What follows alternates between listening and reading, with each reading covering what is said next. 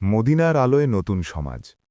মদিনার আকাশে তখন নতুন দিনের সূর্য উঠছে। রাস্তার দুই পাশে মানুষ সারি বেঁধে দাঁড়িয়ে আছে। শিশুদের হাতে খেজুরের ডাল, নারীদের কণ্ঠে স্বাগত গানের সুর।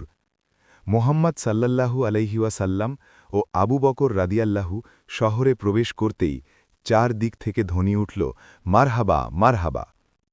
এই শহর শুধু তাদের আশ্রয়ই দিল না, দিল এক নতুন ভবিষ্যৎ।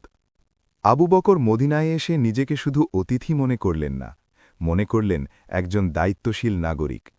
নবীজি সাল্লাল্লাহু আলাইহি ওয়াসাল্লাম মুহাজির ও আনসারদের মধ্যে ভ্রাতৃত্ব স্থাপন করলেন।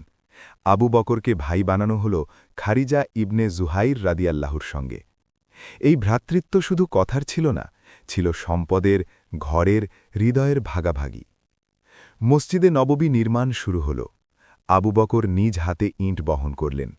কেউ বলল, আপনি বিশ্রাম নিন। তিনি হাসলেন, বললেন, এই কাজেই তো আমার বিশ্রাম।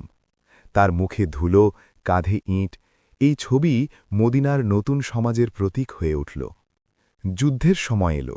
বদর, উহুদ, খন্দক, প্রতিটি ময়দানে আবু বকর নবীজির পাশে ছিলেন। বদরের রাতে তিনি পাহারা দিলেন যেন নবীজি সাল্লাল্লাহু আলাইহি ওয়াসাল্লাম নিরাপদে বিশ্রাম নিতে পারেন। উহুদের কঠিন মুহূর্তে যখন গুজব ছড়িয়ে পড়ল যে নবীজি সাল্লাল্লাহু আলাইহি ওয়াসাল্লাম শহীদ হয়েছেন, অনেকেই হতাশ হয়ে পড়েছিল। কিন্তু আবু বকর দৃঢ় কণ্ঠে বললেন, যিনি মুহাম্মদের ইবাদত করতেন তিনি জানুন মুহাম্মদ মানুষ, আর যিনি আল্লাহর ইবাদত করেন তিনি জানুন আল্লাহ চিরঞ্জীব। মদিনার সমাজ গঠনে তিনি ছিলেন নীরব স্থপতি। গরিবদের খোঁজ নিতেন, বিধবাদের সাহায্য করতেন, এতিমদের মাথায় হাত রাখতেন। রাতে অন্ধকারে বের হয়ে যেতেন, কেউ জানত না কে তাদের দরজায় খাবার রেখে যায়। পরে জানা গেল সেই অজানা দাতা ছিলেন আবু বকর। তার ঘরে কোনো রাজকীয়তা ছিল না। খলিফা হওয়ার আগেও যেমন ছিলেন তেমনই ছিলেন, সাধারণ, নম্র, আল্লাভীরু। নবীজির প্রতি তার ভালোবাসা ছিল ছায়ার মতো। তিনি শুধু অনুসরণ করতেন না, নিজের জীবন দিয়ে উদাহরণ তৈরি করতেন।